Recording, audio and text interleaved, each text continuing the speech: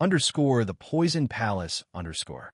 In the opulent mansion of the Okoyos, with a scent of freshly baked bread wafted through the halls and the sound of laughter echoed, there lived Regina, the matriarch.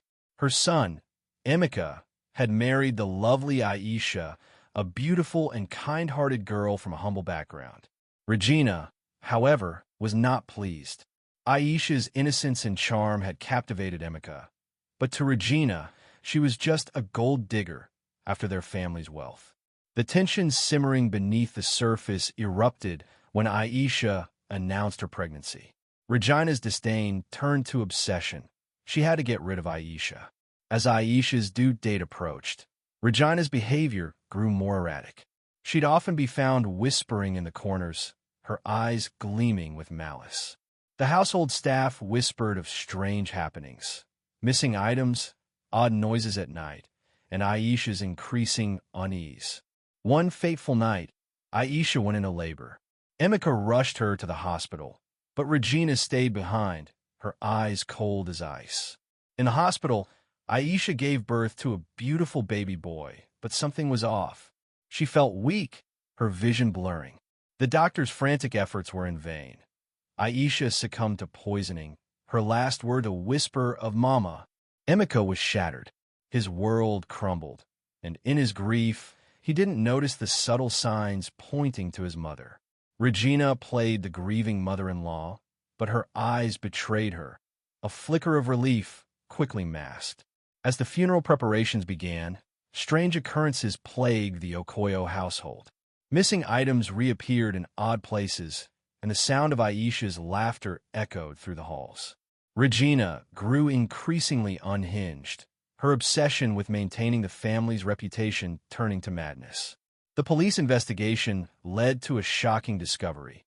Aisha had been poisoned with a rare plant, one that only a few people knew existed. The trail led straight to Regina's doorstep. As the authorities closed in, she vanished, leaving behind a twisted legacy. Emeka, now aware of his mother's true nature, vowed to protect his child.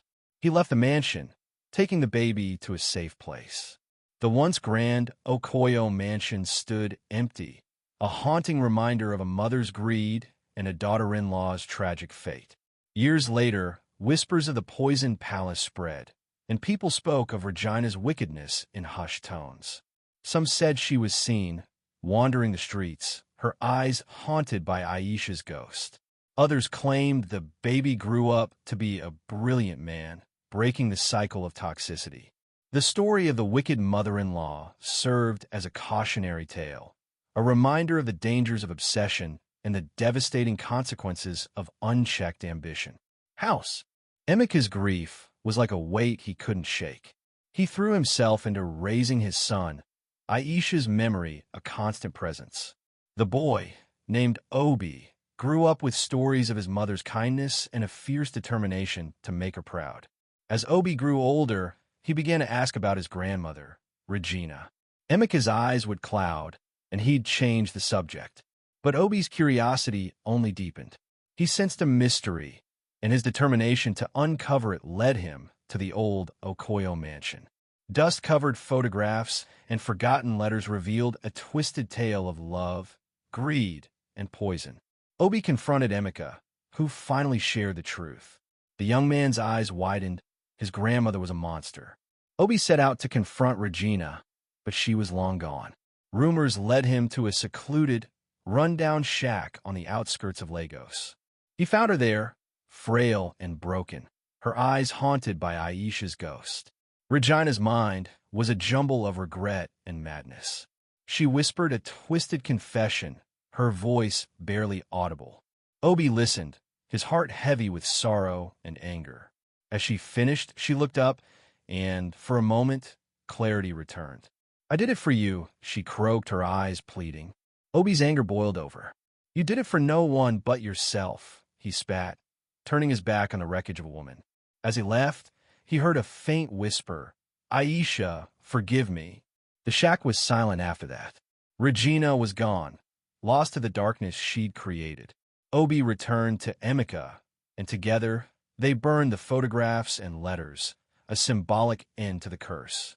Years passed, and Obi grew into a kind, compassionate man. He married, had children, and told them stories of Aisha, the mother he'd never known. Emeka smiled, his heart full, knowing the cycle was truly broken to hearts. Relief face all right, let's tie it all up. The Okoyo family story serves as a reminder of the destructive power of greed and obsession. Regina's wickedness consumed her, leaving a trail of pain and regret. Emeka and Obi broke the cycle, finding closure and healing. As for Mama Ebel's story, her legacy transformed from fear to respect. People whispered of her pain and power, a cautionary tale of a broken heart's fury.